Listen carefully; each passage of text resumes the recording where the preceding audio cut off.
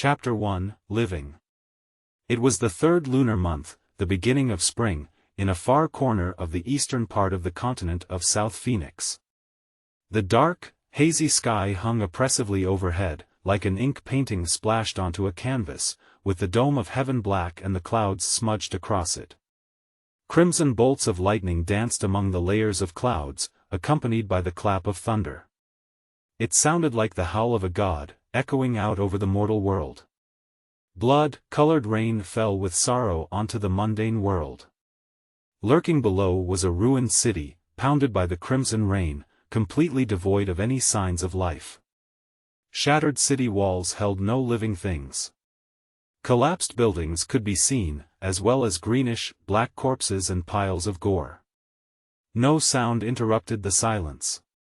What had once been bustling city streets were now desolate. In the past, people had traversed these dusty paths, but not anymore. The only things left behind were mangled flesh, dirt, and shredded paper, mixed into a bloody paste that could only be described as shocking and ghastly. Not far in the distance was an overturned horse cart, stuck in the mud and nearly broken to bits. Draped on the axle was a rabbit doll swaying in the wind, its white fur long since stained red with blood. Its cloudy eyes brimmed with animosity as it stared blankly at the blood-splattered cobblestones ahead of it. Near the cart lay a young man. He looked to be 13 or 14, his clothing tattered and filthy. Tied at his waist was a sack made of animal hide. His eyes were nothing but slits and he wasn't moving. The icy wind swept through the holes in his clothes, slowly but surely sucking the heat out of his body. Then some raindrops hit his face, and he blinked, revealing that his cold, hawk-like eyes were focused on something a short distance from him. About 20 meters away was an emaciated vulture ripping flesh off the corpse of a stray dog, and occasionally glancing around. These ruins were a dangerous place, and all it would take was a slight bit of movement for the vulture to fly up into the air to safety. The young man was also waiting for his opportunity, like a skilled hunter. It didn't take long for that opportunity to arrive, as the vulture suddenly plunged its head deep into the chest cavity of the dog.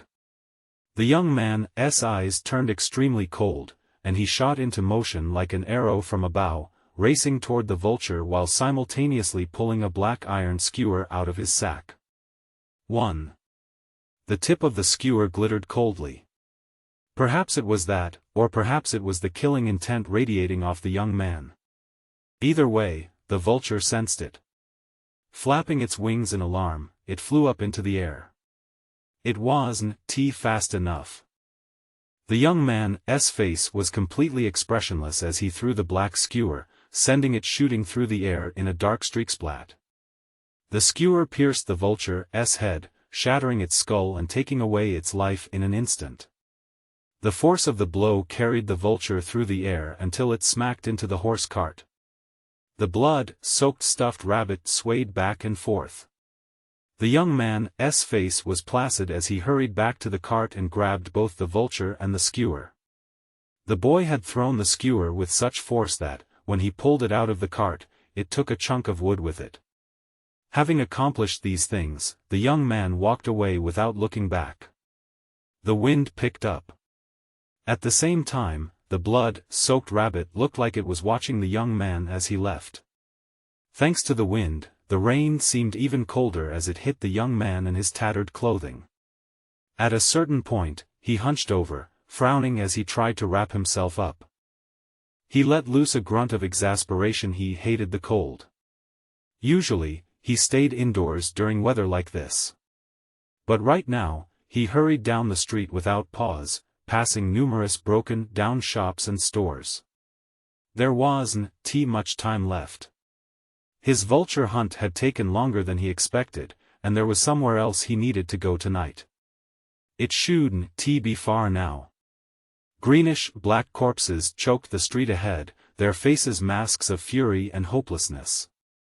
It was as if the aura of despair they exuded sought to infect the mind of the young man. But the young man was used to it, and he didn't spare the corpses a second thought. In fact, he kept his eyes on the sky. He seemed anxious, as though the darkening sky was more terrifying than all the corpses combined.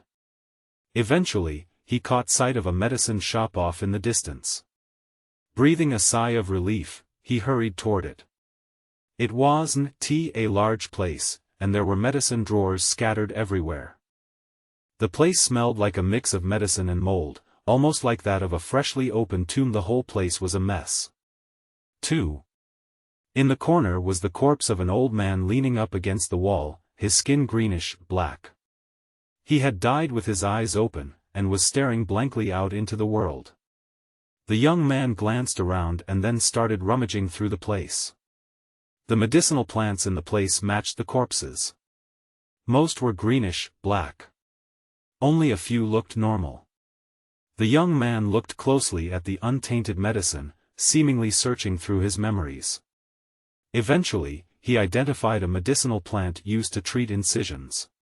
Taking off his tattered shirt, he looked down at a gaping wound on his chest. It wasn't healed, and its edges were turning black. There was also some blood seeping out. Crushing the medicinal plant, he took a deep breath and then smeared the paste on his wound. The pain caused his vision to swim, and he shook from head to toe and nearly fell over. He forced himself to keep smearing on the medicine, but he couldn't stop beads of sweat from popping out on his forehead and rolling down his face onto the ground. They became like blotches of ink below him. 10 breaths of time passed. After covering the wound with medicine, the young man was out of energy. Leaning up against the nearby medicine cabinet, he took some time to breathe, then put his shirt back on. Once again, he looked out at the sky. Then he pulled a dilapidated map out of his sack and carefully opened it up. It was a simple depiction of the city he was currently in. The medicine shop was marked on the map, and many of the city districts in the northeast were crossed out. It looked like he used his fingernail to do it. There were only 2 districts that weren't crossed out. After all these days of searching, at least I know it's somewhere in those 2 districts. He folded the map up, put it away, and prepared to leave. Just before walking out, he stopped and looked at the corpse of the old man and specifically, his clothing. The old man wore a leather jerkin of such good quality that it was mostly intact. After some thought, the young man walked over, peeled the jerkin off the old man, and donned it. It was slightly too big, but after putting it on, at least he felt warm. He looked down at the old man for a moment, then knelt and closed his eyes. "Rest in peace," he said in a soft, hoarse voice. Ripping one of the curtains off the wall, he covered the old man's corpse, then left. Upon walking out into the open, he noticed a flash of light up ahead. Stuck in the mud was a hand-sized mirror. Looking down at it, he could see his reflection. His face was dirty, but that couldn't completely cover up his delicate and unusually handsome features. Unfortunately, the innocence one would expect to find in a teenage boy was gone, replaced instead with cold indifference. The young man looked at his reflection for a long moment, then lifted his foot and stepped on the mirror crack. He left the shattered mirror behind as he ran off into the distance. Despite being in pieces, the mirror still managed to reflect the light from the sky. Up there, covering the world, and overlooking all living beings, was the half-face of a broken god. The face seemed indifferent, with its eyes closed, and hair draped down around it. It was a natural part of this world, similar to the sun and moon. Beneath it, the living beings of the world were like bugs. Insects. And as in the awakening of insects, the lives of all creatures in the world were influenced by that face, and changed because of it. Beneath the face of the god, radiance and light slowly faded from the day. The shadows cast by the setting sun created a haze that filled the ruins, covering all the surrounding lands, as if to swallow them whole. The rain fell harder. As the darkness deepened and the wind picked up, sharp wailing drifted through the air. It sounded like the cries of evil ghosts, calling out to rouse whatever grooves lurked in the ruins. The sounds were spine-tingling, and would shock the souls of whoever heard them. The young man ran through the streets faster and with more urgency as darkness fell. Eventually, he ran past a collapsed house and was about to keep moving when his pupils constricted.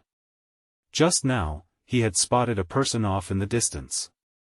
This person didn't seem to bear any injury at all, and wore fine clothing as he leaned up against a wall. Most importantly, his skin looked normal. It wasn't greenish-black. In ruins like this, only a living person could possibly look like that. The young man hadn't seen any living people for a long time. This unexpected development left him feeling shaken. Then, a thought occurred to him, and he started breathing heavily, as though he were nervous.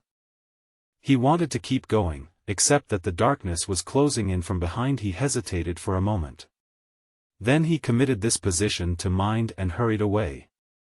Just before darkness truly fell, the young man reached his dwelling place in the ruins. It was a very small cave with bird feathers scattered about everywhere. The only way inside was a crack too small for an adult to fit through. However, the young man could just barely squeeze through. Once inside, he would cram miscellaneous items like books and rocks into the crack to seal it up. Just as he finished sealing himself inside, it became completely dark outside. However, the young man didn't relax. He kept his iron spike gripped tightly in his hand, and masked his breathing as he crouched there listening to what was happening outside. Soon, he heard the sound of mutant beasts howling and Grus laughing. Some of the howling grew more distinct, closer. The boy became nervous. However, the howling passed by the cave and faded away. Eventually, he breathed a sigh of relief as he sat down in the cave. Time seemed to stop. He remained in a daze for a while as his tightly wound nerves relaxed. Off to the side was a kettle of water. He drank. Then, ignoring the sounds outside, he took the vulture carcass out of his sack. He ate, ripping off flesh and swallowing bite by bite. It tasted bitter, but he kept eating, forcing the meat into his belly. He felt rumbling as his stomach struggled to digest the new material. Only when he completely devoured the vulture did he take a deep breath and close his eyes to sleep. He ached from exhaustion, and yet he kept a firm grip on his iron spike. He was like a lone wolf, ready to wake up at the slightest sign of anything unusual. The darkness outside covered the city like a blanket, filling the dome of heaven. The world beneath that dome of heaven was immense. The continent of South Phoenix was only one location in the sprawling sea. No one really knew how big the entire world was. However, everyone in the world who looked up into the sky would see that broken face above it. Was impossible to say when exactly the broken face had come. However, from passages in certain ancient records, it was known that it arrived long, long ago. The world had once been filled with the energy of immortals, and had been a glorious and flourishing place, bursting with life. Until, that immense face came from the void, devouring and destroying. Upon the arrival of the face, all living beings in the world united to stop it. But they failed. In the end, a small group of ancient emperors and imperial sovereigns led their people away in a great exodus. Not long after the broken face arrived to hang over the world, a nightmare began. When his aura filled the world, it came to pass that the mountains, the oceans, and all living creatures became tainted. Even the spirit power used by cultivators in their cultivation was no exception. 3. Living beings withered. Countless people were destroyed. Almost everything died. Those few individuals who survived the calamity looked up at the half-face in the sky and called it a god. They called their world Armageddon, and the places the ancient emperors and imperial sovereigns departed to came to be known as Holy Lands. As the calendar eras passed, generation after generation used these names. There was more to the calamity brought by this god. His might continued to oppress the living beings of the world, and that was because every so often, sometimes once in a decade, sometimes once in a century, the god would open his eyes for a short time. When that happened, the location looked upon would be infected by his aura. The people there would experience catastrophe, and that location would forevermore be known as a forbidden region. Over the years, more and more forbidden regions came to exist in the world, while the inhabitable areas grew fewer and fewer. 9 days ago, the god's eyes opened and looked down onto the area where this young man lived. There were dozens of human cities there, and countless living things. All of it, including the slums outside the cities, were infected as a result, and turned into a forbidden region. The terrifying pollution caused many living things to instantly explode into clouds of blood. But others mutated into mindless beasts. In other cases, the souls of the living beings departed, leaving behind greenish-black corpses. Only a few humans and animals survived. This young man was one of them. A mournful voice echoed out in the darkness, and when the young man realized it was coming closer to his cave, his eyes snapped open. Lifting his iron skewer, he looked in the direction of the crack. The voice circled around, then moved away. He breathed a sigh of relief. Suddenly, not feeling in the mood to sleep, he felt around for his sack, found it, and pulled out a bamboo slip from inside. It was dark, but he could feel the text carved into the bamboo, and was thus able to read without light. Sitting up, he started to breathe in a prescribed fashion. This young man was named Su Qing, and from a very young age he had eked out a living in the slums outside the city. 9 days ago, when the catastrophe struck, he hid in a crevice. And unlike all the terrified people around him, he looked up into the sky at the god, and into those open eyes. The god's pupils were shaped like crosses, and upon seeing them, the terror in Su Qing's heart vanished. It was also at that moment that he saw a violet light descend from the heavens and land somewhere in the northeastern part of the city. Then he passed out. When he woke up, he was the only survivor in the slums. However, he didn't start exploring.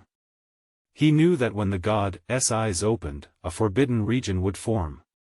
And when that happened, a rain of blood would fall, forming a boundary around the forbidden region.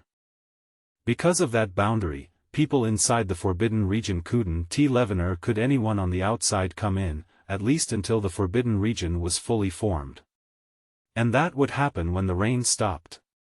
To Su Qing, who had grown up in rough conditions, this catastrophe wasn't that bad. The slums had been filled with thugs, stray dogs, and plagues. On any freezing night, he could have lost his life.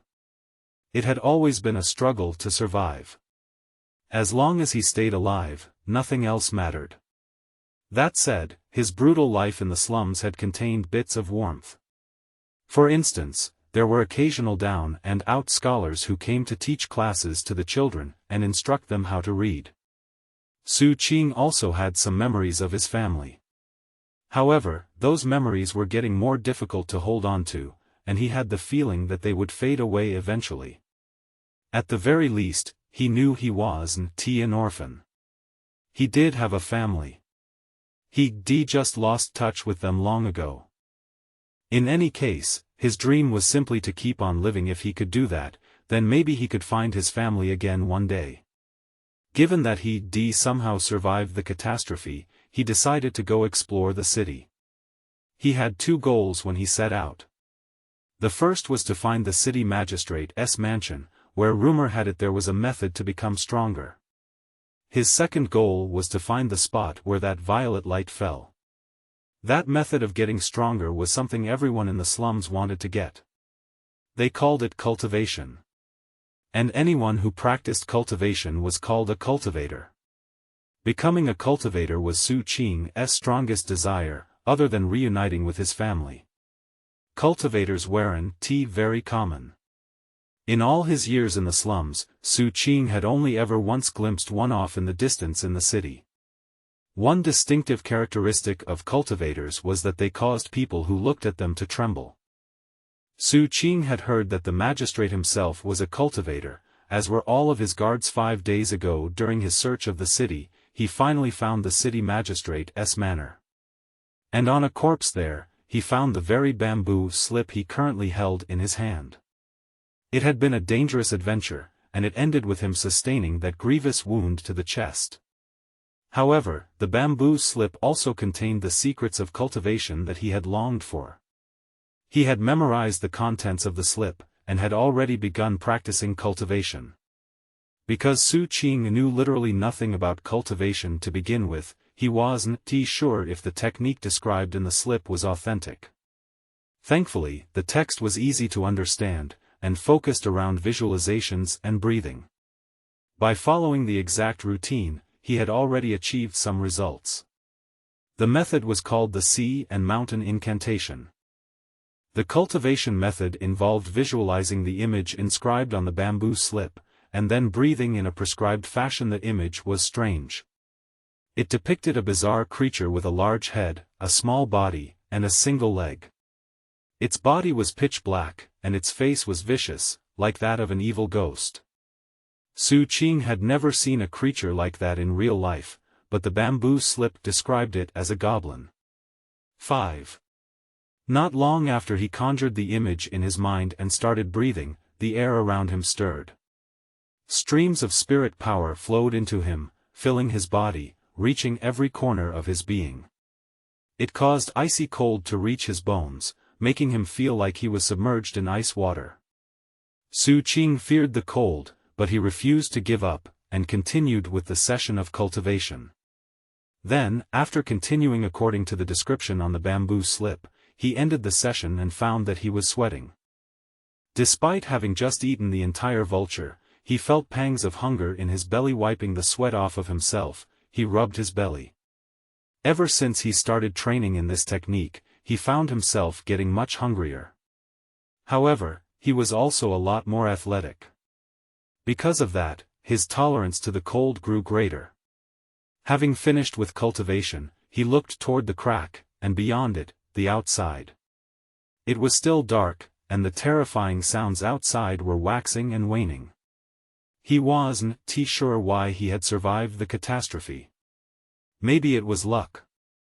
Or maybe, it had something to do with that violet light. That was why, even as he continued to train in the new technique, he had traveled all the way to the northeast of the city. However, he had not yet found where the violet light landed. Su Qing thought about these matters as he paid attention to the howls outside. He couldn't stop thinking about how he found that corpse leaning up against the wall the day before at nightfall. That corpse had been in the northeast section of the city, and it actually looked like a living person. Don't tell me it has something to do with that violet light.